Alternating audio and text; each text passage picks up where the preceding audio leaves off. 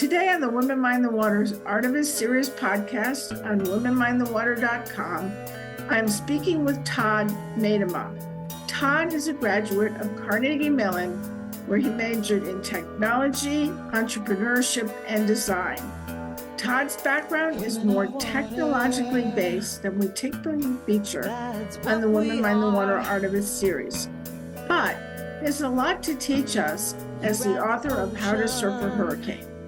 His new book is an eco-thriller. It's an adventure that may not solve global warming, but it does provide a welcome escape from the worries of everyday life.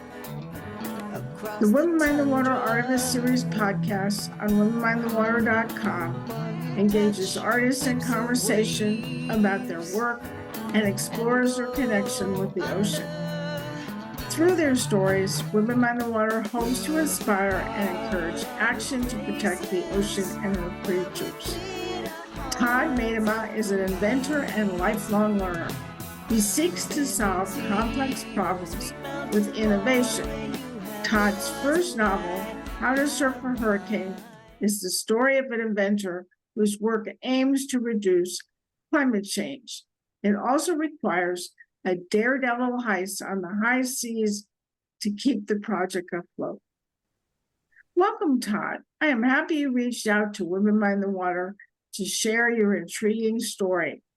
I'm curious how someone with your credentials, which include being a Carnegie Mellon scholar in robotics and urban design, and who has worked for Tesla, decided to redirect energy from getting the job done to writing a story about climate change and adaptation. I think our discussion about writing, science fiction, and climate change will open new worlds.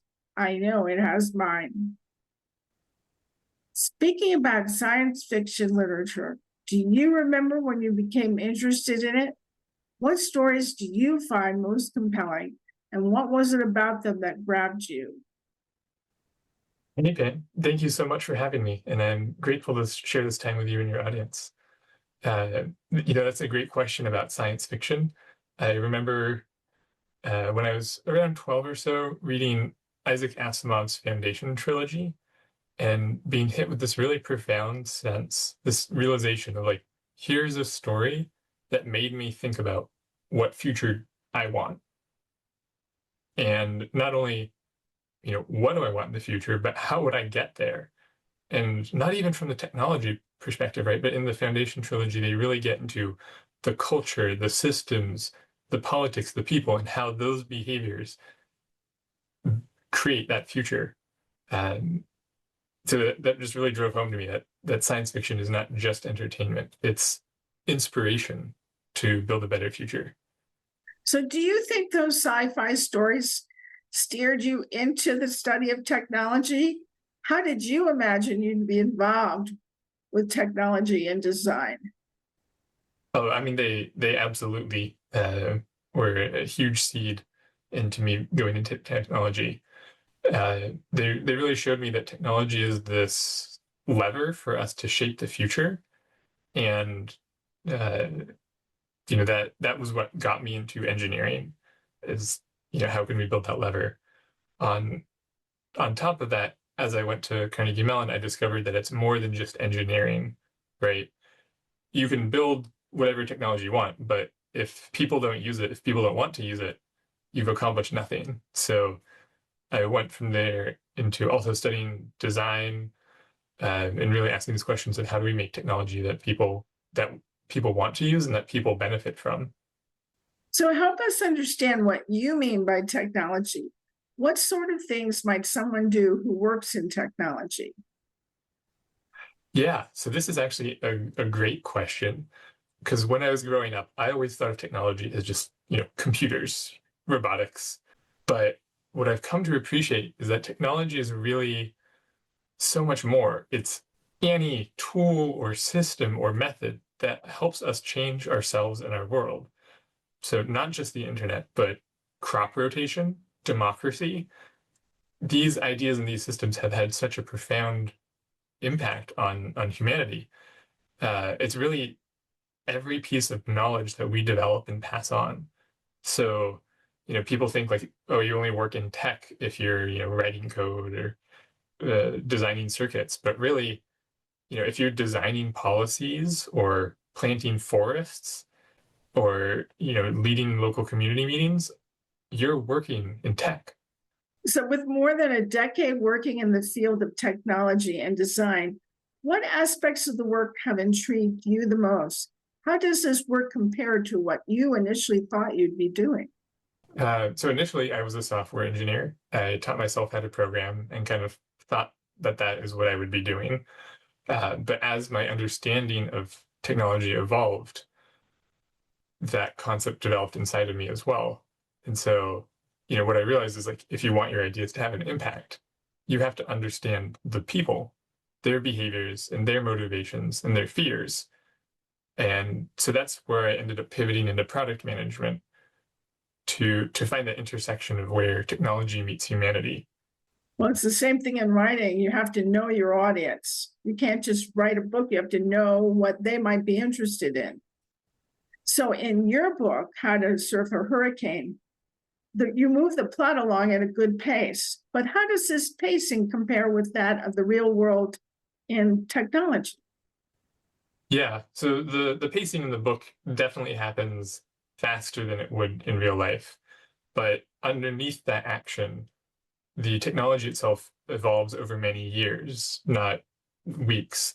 And that's very accurate. I really tried to base the technology and all of that on my experience working in the field. Because in reality, like these breakthroughs, they take a long time and a lot of people.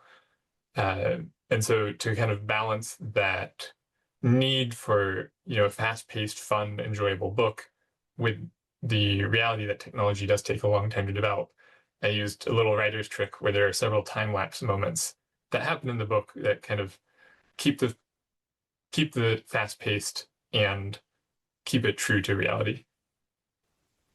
So, do you find science fiction an outlet for the frustrations you face on the job and the rate at which things move? Yes, 100%. I would love it for things to move faster. And this was an insight I had when I was starting this project, that a lot of science fiction skips the messy middle. They jump straight to 100 or 1,000 years in the future where we're in this magical utopia and everything is great. And I think that's an important part of storytelling because it lets us imagine that future that we want to work towards. But what I wanted to write about was the near future, the bridge, these moments of like, how is our generation going to start building towards these futures and showing that path ahead of not just the inventions, but the politics, the trade-offs, and the human reactions. Okay, so speaking about near future, I know that there's athletes that are extreme surfers. They attempt to ride 100-foot waves generated by big storms like hurricanes. And I know there are airplanes that fly into hurricanes in order to collect weather data. In your novel, there's a plane that attempts, if I understand it right, to surf the waves created by a hurricane. Where did this idea come from? And is there such a thing as an extreme sport or a feat of aviation that currently exists? Yeah, as far as I am aware, no one has attempted this and at least survived to tell the tale. It's not surfing the waves on shore and it's not flying above a hurricane. It's surfing the waves in the middle of the hurricane.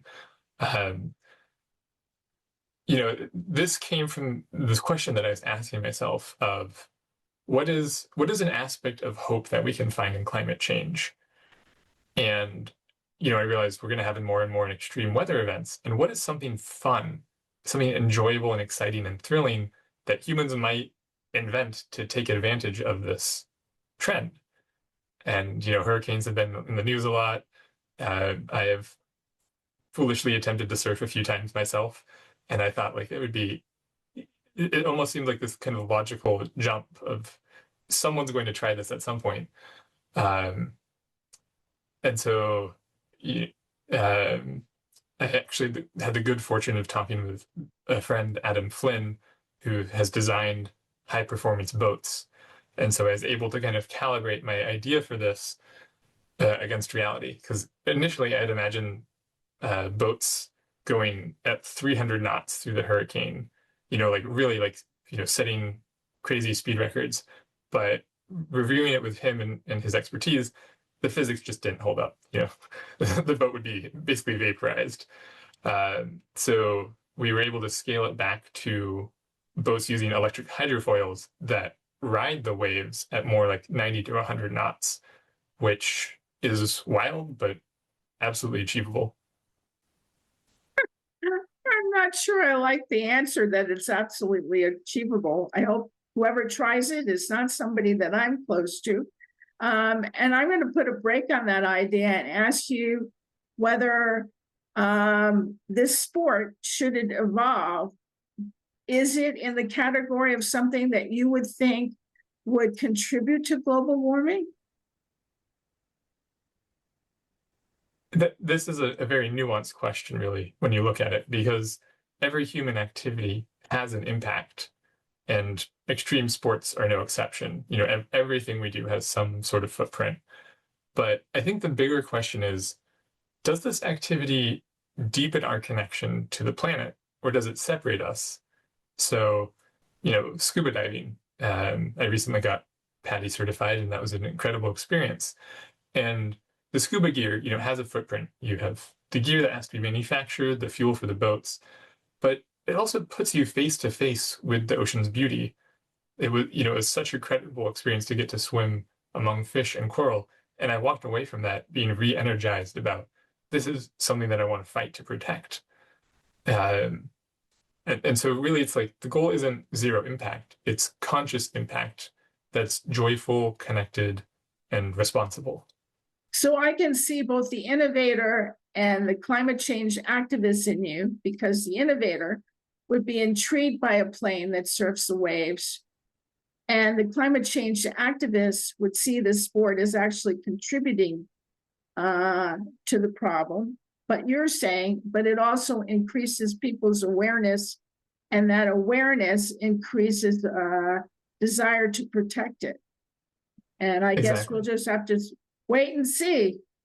All right. So is writing a good way for you to think about the solutions to real world problems? It is. It's how I problem solve, really. It lets me kind of simulate in my head, test out ideas, and ask sort of what if questions. And most importantly, not just from the technology side, but from the human and emotional side. Ask these questions of like, what inspires people? What scares them? How would they react if this change happened in their life? And because ultimately we're storytelling creatures. A human is, I saw a stat once that like humans remember stories like 39 times more effectively than they remember stats, which, a bit ironic to give that as a stat. But, to be able to kind of take this back to the story level, I think is actually a super profound problem solving and exploration tool. How different is the mindset and the skills needed to write this book as opposed to the designing solutions for a technological problem? Very different. Yeah, very, very different. And exactly kind of what I needed and what I wanted. In technology, it's all about optimization, but in storytelling, it's all about humanizing. And shifting myself into that writing mode really let me focus on the emotional and the cultural side of climate change, not just the tools, but the people. And ultimately, what drove me to this idea of wanting to write a climate story that is real and fun and hopeful, and not just another dystopian guilt trip. I really appreciate having a chance to hear your point of view. And I'd like to ask you one last question before we finish. As an innovator and someone who's interested in finding solutions to the climate crisis, what can listeners do to be part of the solution? Yeah, this is a great question. For me, my recommendation is first and foremost to spend time meditating in nature, just reconnecting and grounding yourself, that will help you remember what you're fighting for and help recharge you for the long term. Once you're feeling recharged, there's a ton of actions that you can take. So find an action that fits your lifestyle and makes sense for you, and just, don't wait, do it today. And as you start building these actions in your life, joining communities around you of people who have similar values will continue to inspire and energize you. And in fact, if readers, want to take this to the next level, I've prepared a page on the book's website, howtosurfahurricane.com/water, specifically for the listeners here, that includes a lot of ideas on how they can get started taking action in their life. Very nice. So I'm grateful that you talked with us. And I think one thing we should say is the book will become available on August 2nd. And you've mentioned your website, and I will put it on your page on Women Mind the Water so people can directly click to it. And for listeners, I'd like to remind them that I've been speaking with Todd Medema, a technologist who works on complex problems. While seeking solutions that support the companies he works for, Todd also works to minimize factors that contribute to the climate crisis. How to Surf a Hurricane is Todd's first novel. It's an exciting sci-fi daredevil heist that occurs on the high seas. Todd is the latest guest on the Women Mind the Water Artemis Series podcast. The series can be viewed on womenmindthewater.com, Museum on Main Street, and YouTube. An audio-only version of this podcast is available on womenmindthewater.com, on iTunes, and Spotify. Women Mind the Water is grateful to Jane Rice for the use of her song, Women of Water. All rights for the Women Mind the Water name and logo belong to Pam Ferris Olson. This is Pam Ferris Olson.